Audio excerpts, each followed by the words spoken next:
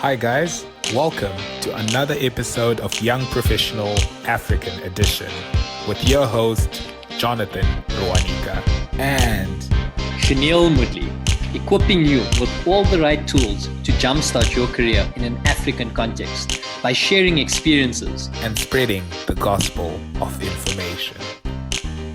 With original music brought to you by Africa's own Unil Badiachi.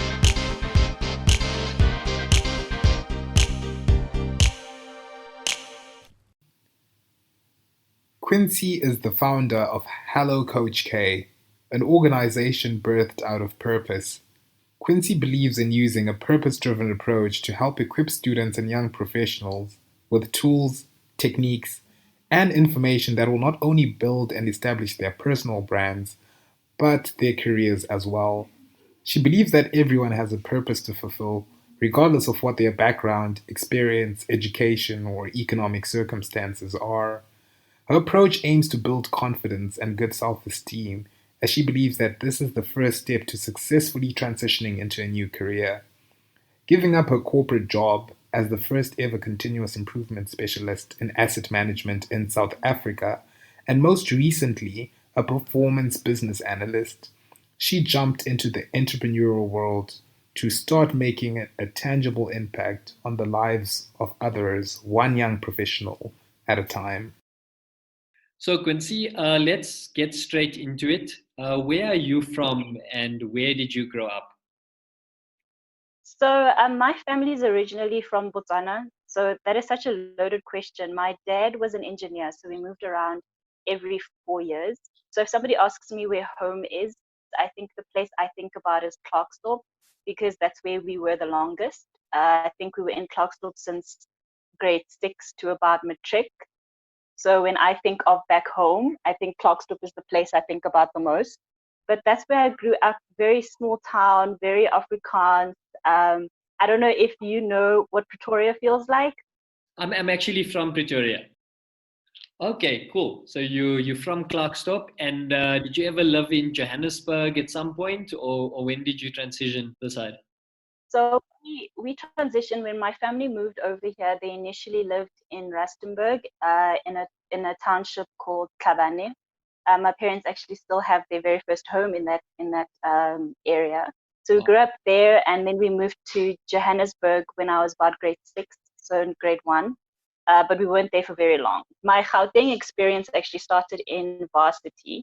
I came here to study my undergrad at Pretoria. I studied at the University of Pretoria, and then that's how we ended up in Johannesburg. So after I graduated, my first job was at Stanlobe at Melrose Arc, and I've been in Johannesburg ever since.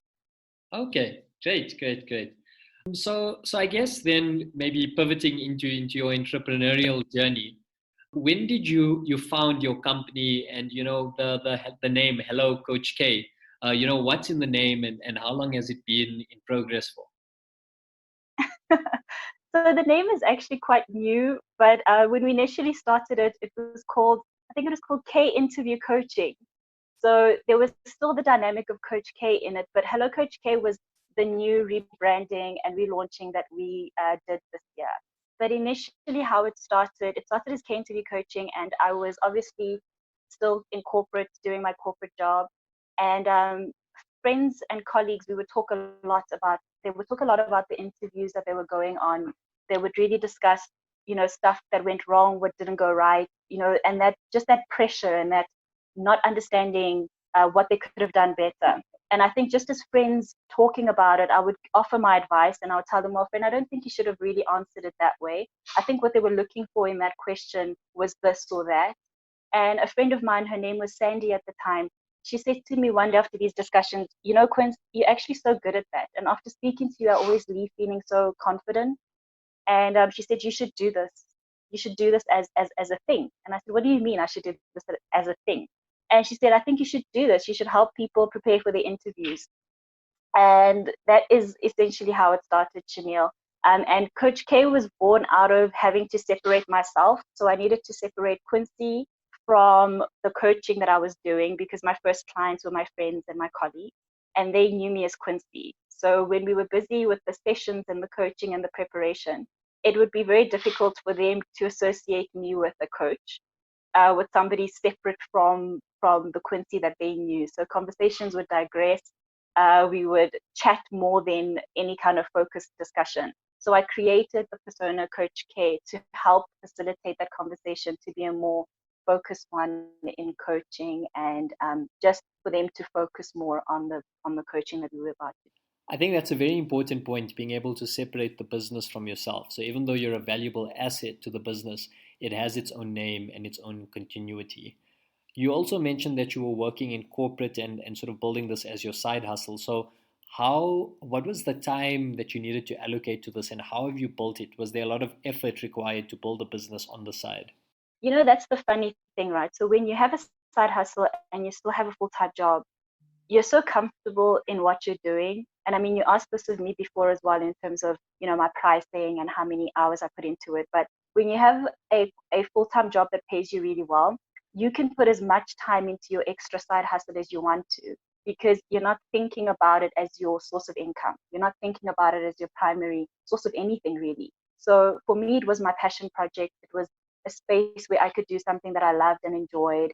And I was able to kind of reset and almost remind myself that I'm more than just my corporate job. I'm more than just whatever position I was holding at the time, and really align with purpose, because I'm all about living in your purpose. And that's what Hello Coach K is all about as well, helping young professionals align with their purpose.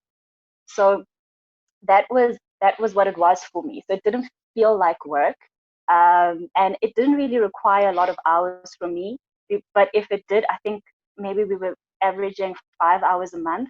The only time that it really required any more from me was when we would present at the TVET college in Soweto, and that required about a half day of my time. And then that was juggling. Now I have to book leave, or I have to request time off to go off and give these talks at the TVET colleges. But that was the experience. Yeah, that was the journey. Wow, really, really interesting, that notion of when you're doing something for passion, then you don't even notice the hours behind it. Cool. So I think my next question then would be, so you said you started giving advice, and I'm guessing this, it was very colloquial and it was free. So how did you then transition from, moving from this thing where you were giving free advice to people to start saying there's a premium on it? So how do you sort of change a passion into a business? I think, that's such a loaded question. And I think it's probably the most difficult one to answer, but it was the most difficult thing for me to do in the transition from this being my passion project to this now being what I actually do full time. And I think I mentioned in the previous question to say, when it's your side hustle and you're earning a good salary, you can sustain it. So you don't even think about how many hours you're spending on it. You don't even think about the value of it. So whatever you're charging at that time, or whether or not I even received that fee or not, I could still do it because I wasn't relying on that to sustain my lifestyle, my expenses, any of that. But when I did this full time, I had to really introspect and engage a lot with people. So I have a network of really amazing people around me, entrepreneurs themselves. I mean, my husband has two businesses as well that he runs. So we had lots of discussions on getting me ready to start understanding that now I have to start charging for what I'm doing. And I have a very tough time with that, to be quite honest with you. And I think I still have a tough time with it. But the one thing that I did learn from even listening to people like Vusi Tembagwai and Simon Sinek, they're probably one of my favorite people to listen to when talking and discussing entrepreneurship and changing your mindset as you move into this new space, is that I had to separate myself from the money and what I do. So I was then able to focus on Hello Coach K, on the coaching side of things, on the content side of things, on the information sharing, the side of things that actually excites me. And then I have an accounts team that deals with all of that. So when somebody actually comes to me and they need to receive a quote or an invoice, that's not done through me, that's done through somebody else. So the separation of roles has helped me not to really focus on the costing and the value. We obviously at the beginning set aside and our rate card and decided how much are we going to charge for certain things, and that stands and that's still there. But I don't necessarily have to have that uncomfortable conversation because it does make me uncomfortable still. So I think the separation of that has really helped me just be able to do my job and do it the way I want to, and let somebody else worry about about the value and the finances. Yeah, definitely. So I think for me that's always been like a big question that I wondered about entrepreneurs. You know, once you start something as a side hustle that you've maybe done for free, that transition sounds like a difficult conversation to have with some of the clients. I think the one of the bigger lessons as well that I learned just from my own research and trying to figure out how I was going to do this transition was the other thing that I think my husband said. You know, you need to have confidence in what you're offering as well. And those who can afford you or those who want to take up your services, they will take it up.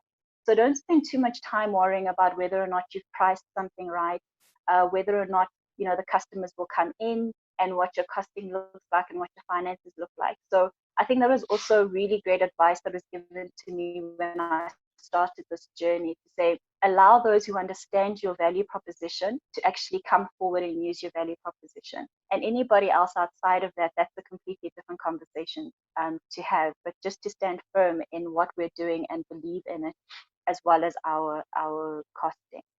And how important was it for you to first go into corporate, learn some skills, gain some knowledge, and then transition into being a full-time entrepreneur? Do you think there was a lot of value in that, or do you think that you could have covered more ground had you left university and gone straight into starting your own business? I think that my journey in corporate, I was always meant to go through that. I've learned so many things throughout that journey about myself as well, and things that I can share with my target audience today. I mean, we're targeting students, graduates, and young professionals. And, we talk about things like interview coaching and workplace readiness. I couldn't possibly be able to tell them or give them any kind of insights about that had I not experienced the corporate side of the journey. And that's part of what sort of fueled my fire to want to start this in the first place, starting my journey with very little support actually coming into it. I didn't know anything about interviewing. I didn't know anything about corporate etiquette until I was just thrown into the deep end. So no, I don't regret, or I don't think that it was time wasted. And it's not like I'm not using those skills today as well either. So all of those skills that I've learned in my corporate, the processing, the creating of processes, the identifying of ideas and problems and bottlenecks, I'm still using today within my own organization. And along the journey that you've had now, so you've been building up the business for a while on the side before you went into full time. What are some of the mistakes that you wished you could have avoided, or maybe a better way to say it is, what are some of the mistakes that you learned a lot from? So, like we've been saying, the word mistake doesn't sit so well with me, because it implies at any given point in time, you would have known everything they possibly could have known about that decision before you made it. And I think that's too much pressure to put on a human being. So I prefer to think of them like you said, it's lessons learned. One of those lessons, though, I will tell you, it was a very expensive lesson to learn. When I was putting together my team, I had in mind, I thought, I need somebody to develop the website. I need graphics. I'm going to need content. So I'll most likely need a social media manager. I'll most likely need copywriters, and all of these things in my head. And I knew I need to go source these. And the social media part of things was a complete bomb. And I didn't realize it until I got into it, just how unnecessary it might have been for the nature of my business. So we spent a lot of money on that side to have somebody come in and develop, a social media calendar, only to realize that having somebody else sort of bring their voice and their thoughts and their ideas of what Hello Coach K was didn't really work for the vision I had for it. So that didn't work out. It was a very expensive lesson for me. And I mean, at that time, I was still using my savings to sustain this and to get this business started and off the ground. So I think the lesson learned there is I would learn to trust myself a little bit more. I was really nervous jumping into it and doing social media and writing content that is valuable and that I thought my audience would understand. And I thought I needed a little bit more help with that. But it turns out I didn't. So all the content on our social media that is written by me, that is Coach K, and everything else runs through me on the social media pages. So I think I would have learned, you know what, it's okay. I'm not a jack of all trades, but I can surely learn new things and apply new skills and a new thought process to whatever it is I'm doing. And quite interestingly, so when you were hiring these people, what was your, so as a young aspiring entrepreneur, what was your criteria? So obviously skill set was a big one, but did you have a look at things like, does this person have a matric qualification? Were there sort of minimums in place that you needed to look at, or was it more of a thing of capabilities? What was your thought process around that? So it was dependent on what part of the team I was actually building. So for my web designer, for instance, the lady who did my website, and she does all of the technical stuff in the background. I needed somebody who was not only technically sound, but also, in expertise. So that comes with a lot of qualifications. She's highly qualified in what she does. She spends a lot of time also just relearning. She'll tell you herself that she's got qualifications upon qualifications, because that side of the world is always changing. So she needs to stay on top of the game and understanding all the stuff that goes into the back of coding and all of that other kind of stuff. So first, it was about looking at what it is I required, first of all, from that person, and then to decide whether or not qualification made any difference in terms of how that person was able to perform the task I needed. The other most important thing for me, though, was how we connected and how we gelled, if I can put it that way. So I had extensive sessions with everybody to make sure that we all understood the vision of Hello Coach K, what I wanted to do with Hello Coach K, and how I wanted the world to see it, how I wanted it to be visible to the world as well. So for me, it was a balance, or it was making sure that I got the balance of qualification, skills, and passion. Okay, cool. I think that's a really, really good way to do it. So you're sort of ensuring that everybody's aligned within the organization. And just speaking, I guess, on the vision and mission statement of Hello Coach K, do you mind maybe sharing? So what is the end goal here? Are you targeting South Africa? Are you targeting Africa? Where's your reach, and who are you looking to help? That is actually such an interesting question, Shaneil. I think when I started Hello Coach K, I think my vision was very small. And I think COVID-19 and the situation that happened really forced me to reinvent the model and to reinvent the vision. And I always say it's important, you need to start with the end in mind. And I thought, if I can just reach one graduate at a time. The end in mind is to boost confidence and get one graduate at a time to really be confident in themselves and to go into the workplace aligned to their purpose, not just taking on any other kind of job. So I think my vision was South African based. And then COVID-19 happened, and that wasn't necessarily possible. I had to broaden my view, or rather the opportunities were there for me to broaden my view. And today I have a reach all over the continent, as far as Nigeria. Even I've had interest from Australia. I have a lot of collaborations and partnerships coming up with people from the USA, people like you who have found me on our social media platforms. So I think the vision and the dream has grown, and I think also just in doing it as well. So the vision that I might have had in mind before I was practically doing it now full time has evolved and changed the more I do it, and the more I realize just how much more of an impact it's making than I initially thought it would. So no, now the reach is global. So what can, if one of our listeners out there are interested in your services, firstly, what can they expect? So is it a platform where you help them? So I know confidence is one, or do you sort of help them identify what they want, where they want to go, and build a network with them? Or is it more that you help them build and you say, okay, now you go out into the world and you discover your network? So I think my team is going to really be upset with me for saying this, but I'm all about the journey with them. I know I don't think I have the capacity, and I will most likely not always have the capacity for that. But essentially, what we're really trying to do, first of all, is interview coaching. So is to prepare them for the interviews that are coming up. So that's pre-interview, within the interview, and post-interview. So that's from CV construction, how you interview, your body language, identifying your personality. But also the most important thing for us is to help them align their qualifications or what they're doing with what they actually love to do. So we're trying to reduce the rate of people really being unhappy in their workplaces. I mean, I come from also being really depressed in my space, in my workplace, and traffic, and just the 9 to 5 of the job.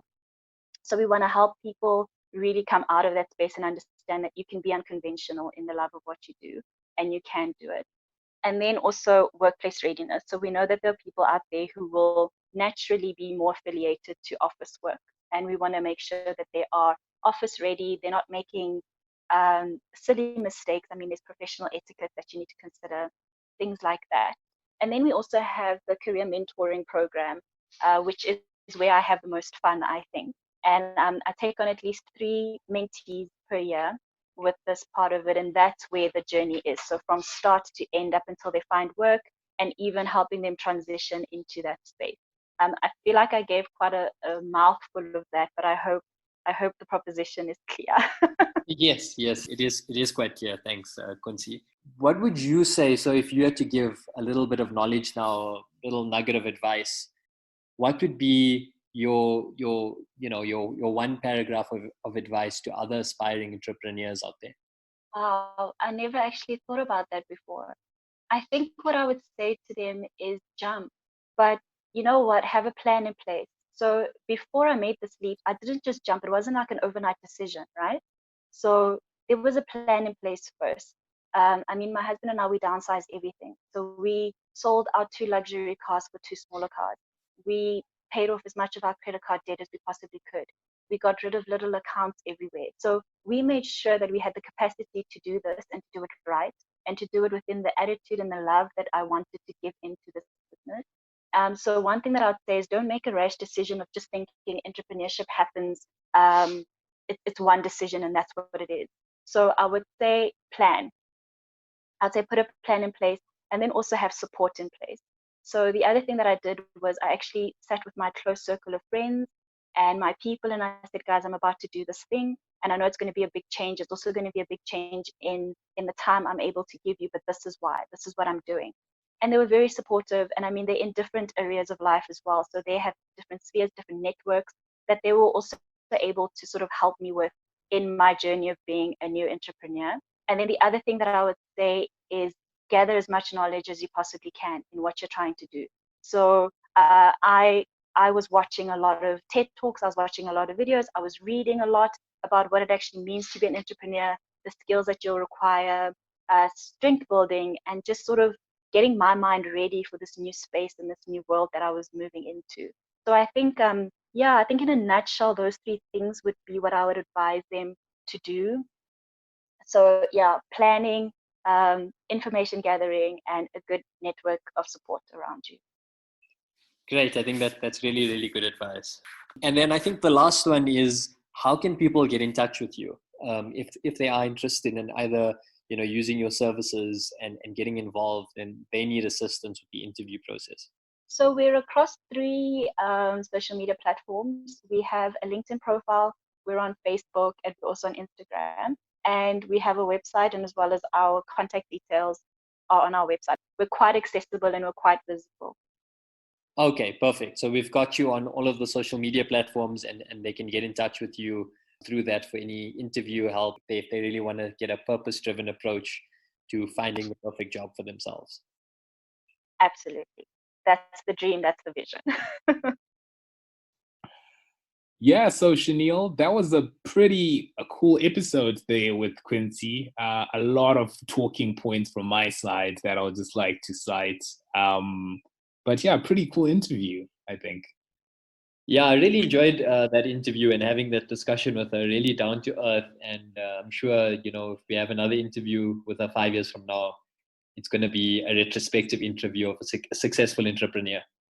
Yeah, no, I totally agree. So maybe just to highlight the key themes that we learned while listening to the show. I don't know if you mind if I start. Yes, go for it. Okay, so the first one for me relates to like finding the balance between work and having a side hustle, because I thought that was a very interesting discussion to have, because there are very tangible costs to starting your own business. I think, for example, things like time. You're working, and you also need to like give your time to this new business. Yeah, I think a good takeaway was when she was like analyzing how she didn't even notice that the time was going, because she was very passionate about what she was doing. And I think it bodes in very well with an initial discussion that we had about finding your why. And I think if you find your why before you start the business, you have that capability of pushing even when things start getting difficult and you don't get time, and your corporate job is taking a lot of your energy. Yeah, so that was my first one. What did you think, Shaneil? Yeah, so I 100% agree with you on that first point. And I think for me, another important aspect of that point, maybe building on it, was, and I don't know if other people have this view, but for me, sometimes when I'm thinking about a business, I just want to scale really quickly. And I liked her approach of, you know what, this is a side hustle. And I still have my corporate job. My main source of income is my corporate job. So I can take my time and really build up my side hustle nicely.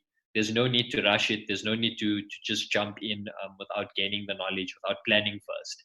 So really accepting that this is something I'm really passionate about, something that I really want to do in the long run, and taking your time to build it up and seeing it as a passion first and a business second.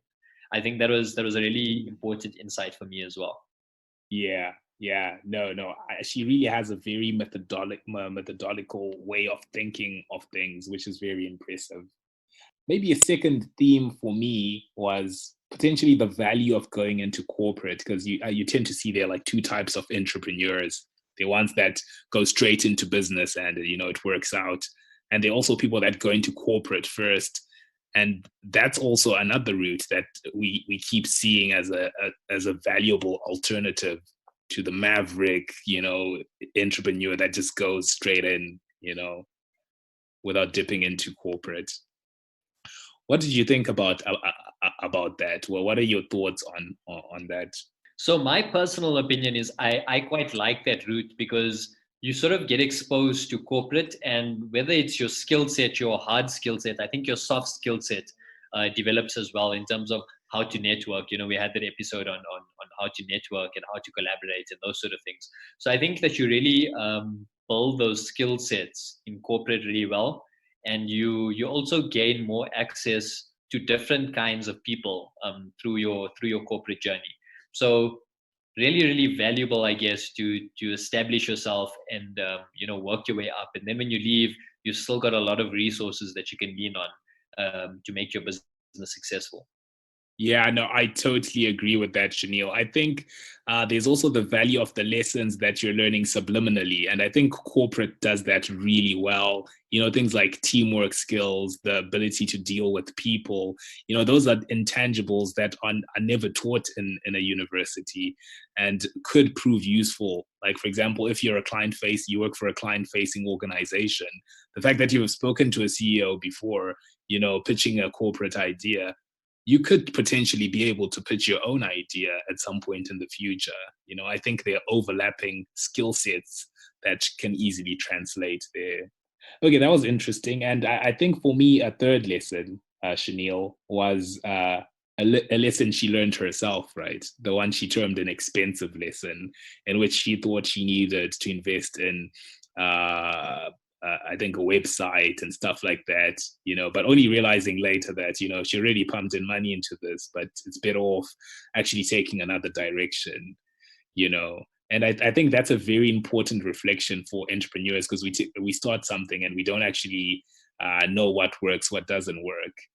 So maybe just reflecting for me as someone who was trying to learn from what she was talking about, I could maybe think of things like the value of having like mentors, or like someone who has started a business to give you some sort of advice on things like that. Obviously, like all businesses are unique, so you won't be like completely risk proof, but just getting some other input into the decision making as well. What are your thoughts on that? Yeah, I agreed with that there, and I thought that it's also quite important to understand that you shouldn't underestimate yourself going in. So entrepreneurs, you always hear, the saying that they wear many hats. So don't limit yourself. Things are a lot more available now and easier to do in terms of technology. Technology's made things a lot more available to us. So I think that when you are becoming an entrepreneur, a lot of your resourcing can be done internally, And I think that was sort of my takeaway from that, is that don't be so quick to say that somebody knows better or that you can get something from someone else. First, maybe explore a bit, have discussions with the people, and then see, is this something I can do by myself? And only when it's absolutely necessary do you go out there and start outsourcing. And then just from a balance sheet point of view, I mean, you're saving on a cost, right? So that's obviously going to impact your business as well. So I think that's a really, really important point that you made as well. Yeah, no, it's very insightful interview. I think like just seeing her reflect about her decisions like was really insightful for someone who would want to start a side hustle, especially how she thought through the whole processes. I found that particularly amazing. So my last thing here is, how do you change your passion into your side hustle into an actual business? Because it's murky waters. It's you start off something and you're doing it for free, helping out people, and then now you want to make money off it to a point where you quit your actual job. That's still a very pertinent question for me as well. Like I'm just like, how do you do it? How do you do it? So she started that conversation about how she did her how she monetized her passion, which started creating those insights that could be helpful for someone who's trying to do it. What were your thoughts on that, and what particularly may be helpful for you going forward on that discussion?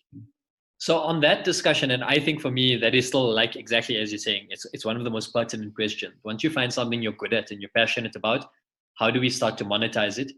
I think, and I'm happy to hear that, not happy, but I think it's good that other entrepreneurs also struggle with this. I didn't feel alone, which was also pretty cool. But I think a key takeaway from me is she said her husband gave her the advice of, this, you understand your value add. So stick by your value add and don't be afraid of charging. Because if you think about it, if you know the market value of a brick and you're selling it for R5, if somebody else comes and tells you, no, actually I only want to pay R2, you're going to be like, I understand the value of this thing in the market is R5 and I'm not going to go below this price. So why do we have a different view when it comes to our own services? We understand what the skill set we've built up over time, and we understand our capabilities. So we shouldn't maybe, undersell ourselves. And I think that was a really key point, understanding your value, understanding what you bring to the market and sticking by it, and in terms of a monetary value. Yeah. And I think maybe something important to note, like, even if you look at Silicon Valley, like monetizing an idea is always a thorn in everyone's, like, it's something that everyone struggles with. I think Facebook struggled with it. Netflix is actually struggling with it right now. They're just burning cash, increasing subscribers. But like, how exactly are we going to make money in the long run is a genuine entrepreneurial question. So I really like that we also kind of saw it in a very contextualized side hustle within South Africa, making it a bit more personal for someone like me who's trying to start a business on the side, which I thought was great. Yeah, definitely the context made a difference. Another key, and I think my last point there, or my last takeaway from the discussion, was the impact of COVID. So I think everyone's seen the negative impact of COVID, us being stuck indoors, businesses being shut down, unable to go to the office. But I think we've actually seen one of the positives of COVID-19 is that it forced her as an entrepreneur to expand her reach. Initially, she started out in South Africa, but because of this pandemic that's happening globally, she needed to say, I need to expand my market if I want this to become a sustainable business. And I think that's positive that came from this, expanding your reach, expanding the mindset, having that global mindset from an African perspective. Yeah, I think we tend to forget, like, where adversity really starts pushing is where the greatest ideas tend to come from. It's not just a saying; it's based on historical fact. So that was very interesting to see in the current situation, given like everyone is a bit down, everyone's uncertain. That was an example of actually how COVID has allowed someone to be better, actually. And I think it's even for us, like at work, like I think the streamlining of work to go online, in the long run, we'll see this as a positive. I think we probably can't see it now, but Yeah. Overall, at some point, we're going to see that value. But yeah, Shaneil, maybe I think I'd also love to share her contacts. Anyone who wants to utilize her services as well. I think that'll be great as well. No, that was it. Really, really cool to have Quincy on our show, and good luck with Hello Coach K. We'll be sharing her details and how you can get in touch with her on the post, on our most recent post on Instagram and all of our feeds. So guys, get in touch, support small business, and if you need help, this is somebody who's really passionate about what they're doing. So I think it'll go a long way. And start those side hustles. Do it. Thank you for tuning in to this week's episode of Young Professional African Edition. If you haven't already, please subscribe to the show on Apple Music, Spotify, or whatever platform that you use to listen to podcasts. And if you enjoyed the show, give us a like and a follow. Find us on Twitter and Instagram at YP_Africa. That's YP_Africa. And if you've missed an episode, don't stress. You can catch up on our YouTube channel, YP_Africa. Like and subscribe, guys. Like and subscribe. That's it from us, guys. See you next week.